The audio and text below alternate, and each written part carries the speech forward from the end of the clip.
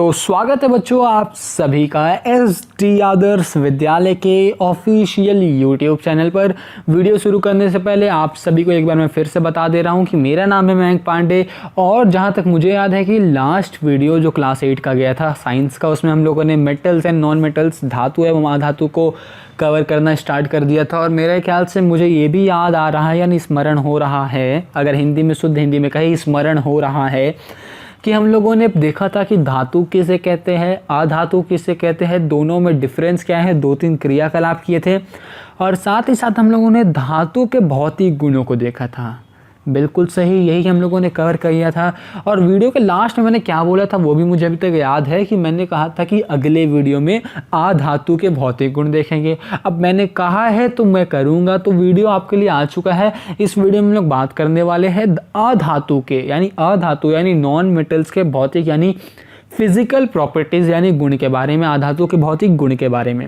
अब बच्चों एक ज़रूरी सूचना मैं स्टार्टिंग में दे रहा हूँ। सूचना क्या है, अगर आपने अभी तक पहले वाले वीडियो को नहीं देखा तो सबसे पहले उस वीडियो को जाकर देखिए। उसमें कंसेप्ट था कि पदार्थ किसे कहते हैं, ठीक है। साथ ही साथ मैंने ये भी बताया था अधातु धातु किसे कहते हैं, धातु के भौतिक गुण को भी मैंने बताया था। तो बच्चों यहाँ पर मैं आपका एक मदद भी कर दूंगा कि उस वीडियो को देखने के लिए आपको फिर से हमारे चैनल पर नहीं जाना होगा, ये आई बटन पर क्लिक करके आप डायरेक्ट उस वीडियो को देख सकते हैं। तो चलिए शुरू करते हैं आगे।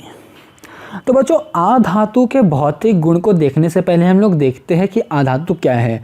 मैंने पहले भी वीडियो में बताया था कि कार्बन, सल्फर, ऑक्सीजन, हाइड्रोजन और आयोडीन जैसे जो पदार्थ होते हैं वो अधातु कहलाते हैं। पूरा जो डिटेल है वो आपको पार्ट 1 में मिल जाएगा, तो मैं यहाँ पर उसको बताने में फिर से टाइम वेस्ट नहीं करने वाला। तो डायरेक्ट टॉपिक में आते हैं कि अधातु के भौतिक गुण क्या है, यानी what is the physical properties of metals non metals, ठीक है, physical properties of non metals. तो बच्चों सबसे पहला जो आपके बुक में दिया है वो है निष्प्रभता, गैर चमकदार, ब्रैकेट में इंग्लिश में लिखा है डल। तो बच्चों अधातुएं निष्प्रभ होती है और इसका एक अपवाद है कि ग्रेफाइट एवं आयोडीन। तो यहाँ पर बहुत ही शुद्ध हिंदी का उपयोग हुआ है निष्प्रभ। पढ़ने में मुझे भी दिक्कत हो रही होगी, अगर आपको हो रही है तो आगे आप समझिए, अगर आपको नहीं हो रही तो बहुत अच्छी बात है, नहीं होनी चाहिए। तो यहाँ पर ये बताया क्या गया है कि अधातुएं निष्प्रभ होती है। तो बच्चों यहाँ पर बताया गया है कि धातु जो होते हैं, धातु वो चमकीले नहीं होते हैं, डल होते हैं, यानी कि चमकीले नहीं होते हैं। लेकिन इसका अपवाद भी है, ग्रेफाइट और आयोडीन वो निष्प्रभ यानी कि डल नहीं होते हैं, वो चमकदार होते हैं। समझ में आ गया। नंबर 2 में बोला है कि भंगुरता, टूटने योग्य यानी कि ब्रिटल। अब इसको भी समझ लेते हैं क्या है भंगुरता, टूटने पर। अधातु के भौतिक गुण को हम लोग बात कर रहे हैं। जो पहला भौतिक गुण है वो क्या है अधातु का, कि वो निष्प्रभता और गैर चमकदार होते हैं, यानी कि वो डल होते हैं। समझ में आ रहा है बात, यानी वो चमकीले नहीं होते। लेकिन अपवाद क्या है, तो बच्चों अपवाद मैंने पहले भी वीडियो में बताया था कि कुछ कुछ चीज़ों पर ये काम नहीं करता, जैसे कि ग्रेफाइट और आयोडीन, ये भी अधातु है लेकिन ये डल नहीं होते हैं। नंबर 2 है भंगुरता, टूटने योग्य यानी कि ब्रिटल। तो बच्चों इसको समझते हैं, चोट मारने पर अधातुएं चूर्ण हो जाती है, यानी कि टुकड़े टुकड़े हो जाती है, यानी चूरा बन जाता है उनका, और ये भंगुर होती है। ठीक है, ये यहाँ तक समझ में आ गया है। ये क्या कह रहा है, अधातु का जो दूसरा भौतिक गुण है वो ये है कि अगर हम लोग अधातु को अगर किसी चीज़ से पीटते हैं तो ये टुकड़े टुकड़े यानी कि ये चूरा हो जाता है, यानी कि ये भंगुर होती है। लेकिन इसका क्या अपवाद है, यानी हर केस में ये काम नहीं करता है। हीरा एकमात्र ऐसा अधातु है जो अत्यधिक कठोर है। ठीक है, समझ में आ गया बात। जो अधातु का दूसरा भौतिक गुण है वो ये कह रहा है कि अगर हम लोग अधातु पर पत्थर से या किसी भी चीज़ से अगर उसको ठोकते हैं, पीटते हैं, यानी सुधारने का कोशिश करते हैं, जैसे आपको घर में सब मारता होगा सुधारने के लिए आपका पिटाई होता होगा, वैसे अगर हम लोग अधातु का घर पिटाई करेंगे, ठीक है, किसी चीज़ से ठोकेंगे या पीटेंगे तो वो टूट जाएगी यानी चूर्ण हो जाएगी। लेकिन ये हर चीज़ में काम नहीं करता। इसका एक अपवाद है कि हीरा एकमात्र ऐसा धातु है जो अत्यधिक कठोर है। या फिर हम लोग कह सकते हैं वास्तव में कि पृथ्वी पर पाया जाने वाला अगर कोई ज्ञात प्राकृतिक तत्व है, यानी अभी तक जो तत्व हम लोग को मिला है उसमें सबसे अधिक कठोर हीरा ही है। समझ में आ गया। तो यहीं पर इसी के अनुसार एक क्रियाकलाप 3 है, उसमें क्या बोला है कि आप कोयला का एक टुकड़ा लीजिए। अब कोयला का टुकड़ा लेने के लिए आपको कोयला की खान में जाने की ज़रूरत नहीं है, आपको कहीं से भी मिल जाएगा। और एक हथौड़ा लीजिए, ठीक है। हथौड़ा का याद रखिएगा, हथौड़ा का उपयोग अपने दुश्मन को मारने के लिए मत करिएगा। आपको करना क्या है, क्रियाकलाप में कोयले के टुकड़े में हथौड़ा को मारना है। आप देखोगे कि कोयला जो है वो टुकड़ा टुकड़ा यानी चूर्ण हो जाता है। तो ये एक अधातु का भौतिक गुण है। हम लोगों ने अधातु के 2 भौतिक गुणों को देख लिया है। तो बच्चों जो तीसरा भौतिक गुण है अधातु का, वो क्या है, वो एकदम सिंपल लैंग्वेज में समझ सकते हैं। तो बच्चों जो तीसरा भौतिक गुण है अधातु का, वो क्या है, उसको हम लोग एकदम सिंपल लैंग्वेज में समझते हैं। धातुएं ध्वनिक नहीं होती है। यानी इसका क्या मतलब हुआ, अगर हम लोग किसी भी अधातु को पीटेंगे तो वो ध्वनि नहीं निकालेगी। अब जैसे कि हमारे मोदी जी ने क्या कहा था, मोदी जी ने कहा था कि थाली को बजाना है, ठीक है। इस कोरोना पेंडेमिक में हम लोग को घर में रहना है, ठीक है। आप भी घर में रहिएगा तो आप सुरक्षित रहिएगा। अगर आपको किसी भी कारणवश बाहर जाना पड़ रहा है तो मास्क लगाइए, सैनिटाइज़र का उपयोग करिए, घर में रहिए, स्टे होम स्टे सेफ। ये तो कोरोना पेंडेमिक के लिए मैंने बता दिया। लेकिन हमारे माननीय प्रधानमंत्री मोदी जी ने क्या कहा था कि हम लोग को क्या बजाना है, थाली बजाना है चम्मच से, ठीक है। या थाली बजाना किसी भी चीज़ से बजाइए, थाली ही तो बजाना है। तो जब हम लोग थाली बजा रहे थे तो उससे ध्वनि निकल रहा था। क्यों? क्योंकि जो हमारा थाली था वो मेटल का था, यानी धातु का था। लेकिन अधातु को अगर हम लोग पीटेंगे, अगर वही हमारे माननीय प्रधानमंत्री नरेंद्र मोदी जी बोलते कि चलो कोयला को पीटना है, तो अगर हम लोग कोयला को पीटते तो उससे ध्वनि नहीं निकलती।